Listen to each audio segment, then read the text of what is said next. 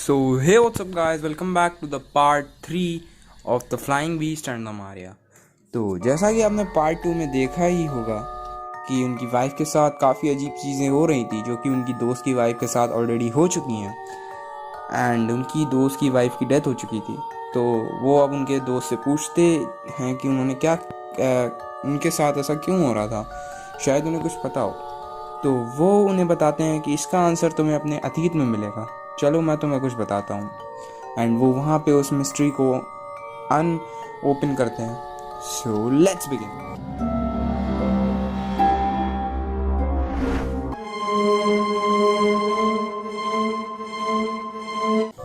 तो उनका दोस्त उन्हें बताता है कि इसका जवाब तुम्हें तुम्हारे अतीत में मिलेगा एंड वो उसे याद कर लेते हैं। एंड उनका दोस्त उन्हें बताता है कि हमारा अतीत ही हमारा दुश्मन है, उस अधूरे पास्ट को पूरा करना होगा। और वो उसे बताने लगता है कि ये बात है जब हम 11 साल के थे, शायद तुम्हें याद ना हो।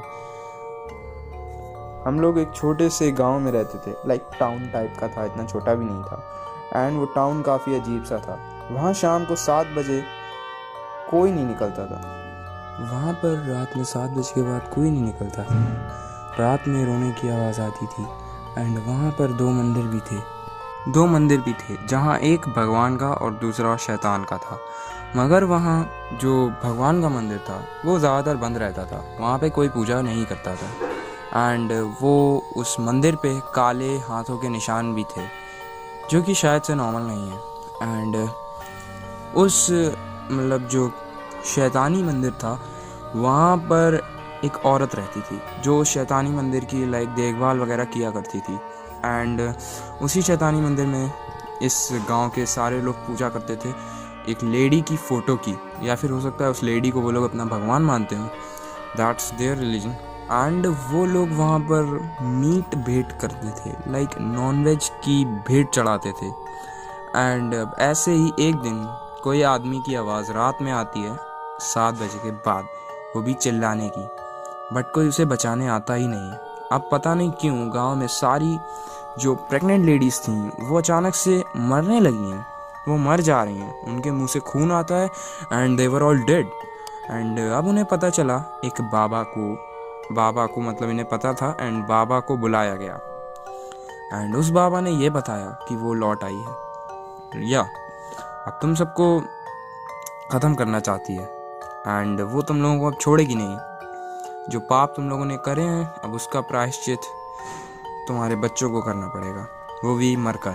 एंड ये सुन के सब डर जाते हैं एंड रोने लगते हैं, एंड प्रेग्नेंट लेडीज़ तो खास करके। एंड वो औरत उन प्रेग्नेंट लेडीज़ को मार रही है, बस उसे 3 बलियाँ या फिर 3 औरतों को और मारना है एंड फिर वो तुम सबको ख़त्म कर देगी, तुम में से कोई भी नहीं बचेगा।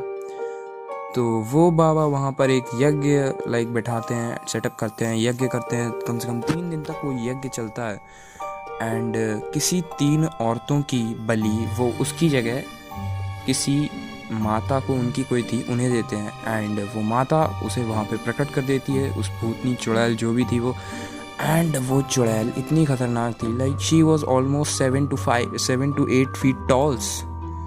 to 8 feet tall and she was very looking dangerous। and अब ये लोग पूरी तरीके से घबरा चुके थे क्योंकि ये लेडी तो थी नहीं, इसे बचना बहुत मुश्किल था। इसीलिए वो बाबा उसके चारों तरफ एक नमक का घेरा बनाते हैं एंड उसे उसमें बंद कर देते हैं। एंड गांव वाले उसे मार देते हैं एंड मार कर वहाँ शैतानी मंदिर से चले जाते हैं। एंड अब रात में सब सो रहे होते हैं तो बहुत तेज़ बारिश होने लगती है एंड अचानक से बाढ़ आ जाती है क्योंकि इनका जो गांव था वो सी साइड था, तो बहुत तेज़ बाढ़ आती है एंड सब बह जाते हैं, सब के सब। एंड पता नहीं कैसे बट गांव में बहते बहते एक रोते हुए एक बच्ची की आवाज़ भी आ रही थी। वो बच्ची थी बट वो रो रही थी एंड वो तैर रही थी, उसे कोई नहीं बचाता। उसे लगता है कि ये हो सकता है उसी शैतान की बच्ची हो या। तो सब बह जाता है, वो दोनों भी अलग हो जाते हैं एंड ये इनका दोस्त इन्हें बता रहा है। एंड ये पूरी तरीके से भूल चुके थे कि ये इनके साथ ऐसा भी हुआ है।